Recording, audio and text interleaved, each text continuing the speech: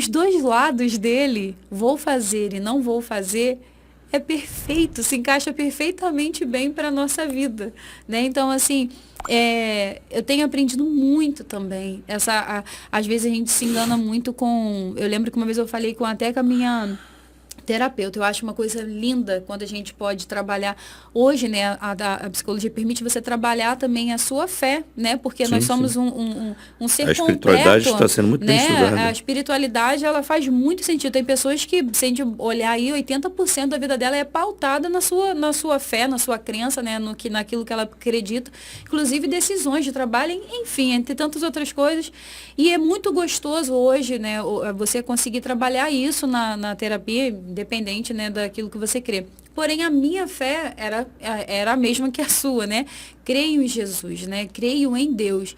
E aí a gente cria muitas expectativas também, né, Sérgio? E aí eu consegui trabalhar isso na terapia. E quando ela falou, né? Ele disse que iria curar. Aí eu, não, em nenhum momento. Aí ela, então ele não falhou com você. Foi uma expectativa. Falei, caramba, verdade, né? E a gente, esse amadurecimento, a gente sabe, né, que a frustração, né, o não, a doutora Rosana Alves fala sobre isso, a neurocientista, né, ela fala sobre isso, né, que o não é comprovado, ele amadurece o cérebro. Na sua trajetória, Sérgio, muito provavelmente você passou por muitas frustrações, né? Mas você lembra de algum momento em que você teve essa frustração, a sua fé, você sentiu essa fé, essa credibilidade em Deus, ela sendo transformada, ela ficou abalada. Como é que foi para você? Você consegue lembrar de algum momento que você falou, caramba, e agora? No que eu creio, está certo até o momento? Você teve momentos de dúvida em relação à sua fé? Em algum momento muito difícil? Eu me lembro de muitos. Muitos, muitos, muitos. Aliás, vale até a pena aproveitar, porque para falar sobre isso, para falar sobre aquilo que Deus não fez, sobre aquilo que Ele não respondeu, a gente precisa falar de fé primeiro, porque é Sim, possível que exista muita gente como eu, que sempre ouviu falar de fé, mas nunca soube o que a fé é. sim. Eu, por muito tempo, não soube.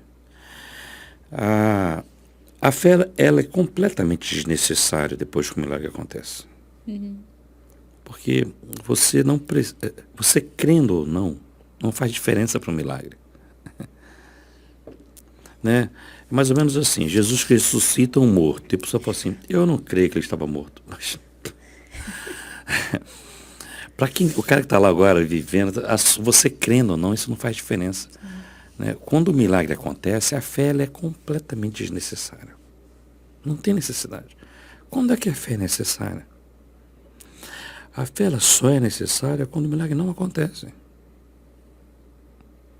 Então, uma pessoa ela pode chegar e dar um testemunho e dizer assim, vê como é que a minha fé é grande, olha o tamanho do milagre que eu recebi.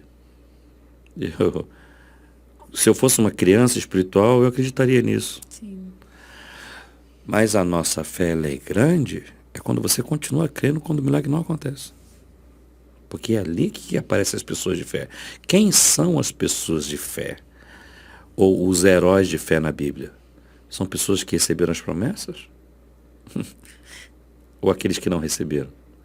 Tem um capítulo na Bíblia dedicado a esses caras, lá em Hebreus capítulo 11.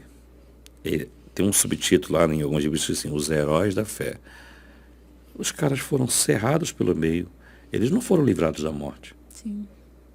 Né? Alguns morreram sem entrar na terra prometida.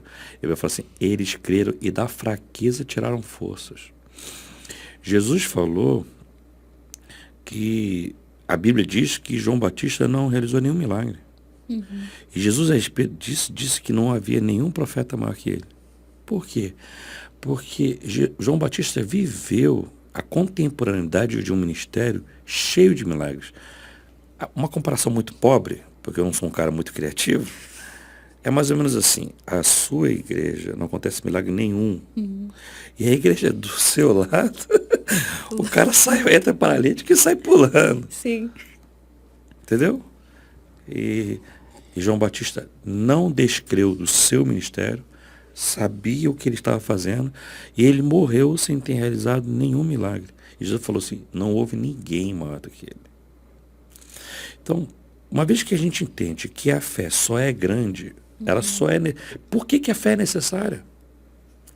A fé é necessária para nos manter de pé diante dos nãos. Porque nesse momento, quem não tiver fé cairá, desistirá. Que fé eu preciso para que, se tudo o que eu pedir, Deus me der?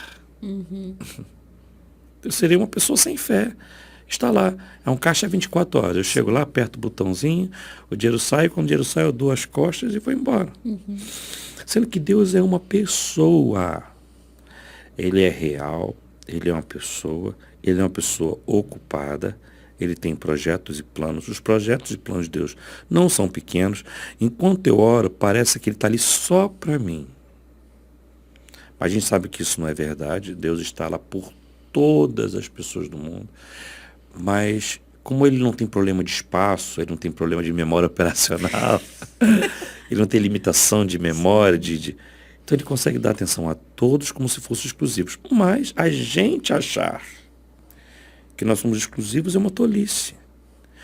Porque eu queria muito, e aí eu vou começar a falar agora das respostas, que minha irmã tivesse sobrevivido à Covid. Sim. Eu quero. Eu preciso, eu choro. E aí se a pessoa fala assim, é porque eu não orou com fé. Gente, eu não me lembro da gente ter feito vigílias de oração daquele nível que eu e minha família fizemos. Todos nos trancamos numa mesma casa. E quando alguns cansavam, eu dormia e outros assumiam. E a oração não parava direto. Aí alguns cansavam e outros trocavam. Enquanto ela teve tempo, nós orávamos direto. Conforme o quadro dela foi se gravando, a gente foi orando. E aí, quer dizer, eu sou pastor da família, né? Eu não estava ali fazendo uma força sobrenatural. Eu tinha certeza que Deus ouviria. Era uma certeza tão sobrenatural que eu entrava e saía do clamor em paz. Eu tenho certeza que Deus vai ouvir. Certeza absoluta. Sabe aquela coisa que eu estava tranquilo? Deus vai ouvir. Deus não tem como não ouvir um clamor desse. Sim. Né? Então nós estamos lá no meio do clamor, eu com os olhos cheios de lágrimas, chorando, o telefone toca. Quando o telefone toca, era pedindo os documentos dela. Eu fiquei sem chão, porque eu não esperava que Deus fosse dizer um não para mim, dentre tantos que ele já disse, ou não dessa forma. Não esperava mesmo. Sim. Mas foi como é que assim, uma anestesia. Você nem ri, nem chora. Sim. Você nem fala, nem... Você fica assim bem sem chão. Uma mistura de decepção. É estranho. Sim. Porque para quem não crê em Deus é mole. Porque, tá vendo? Eu não quero aquele mesmo. Mas eu sou um apaixonado. Quer dizer, eu sou um sofredor nesse ponto. Quer dizer, você receber um não de uma pessoa que você não daria importância, tudo bem. Mas não é o meu caso. Eu sou uma pessoa que creio em Deus. Eu sou uma pessoa que eu acredito que Ele ouve. Então lá estava eu. Sentei, parei e fiquei alguns dias para digerir aquilo e tentando continuar orando. Neste momento, ainda bem que eu tinha fé, né? Sim. Porque fé é continuar crendo. E aí Deus, pela sua misericórdia, nos permite compreender um pouquinho. De planos sumários. Eu sei que nós temos nossos planos, que a gente acredita aqui, mas eu a quero comigo agora. Ela é minha filha. E eu tenho esse direito. Sim. A minha irmã não é minha filha. Ela é minha irmã. Mas em relação a Deus, é filha dele. Ele não quis mais. Será que se a gente perguntasse para ela se ela quer voltar, o que você acha que é? Eu falo a mesma coisa lá em casa. Se Deus falasse para mim hoje, quer seu pai de volta?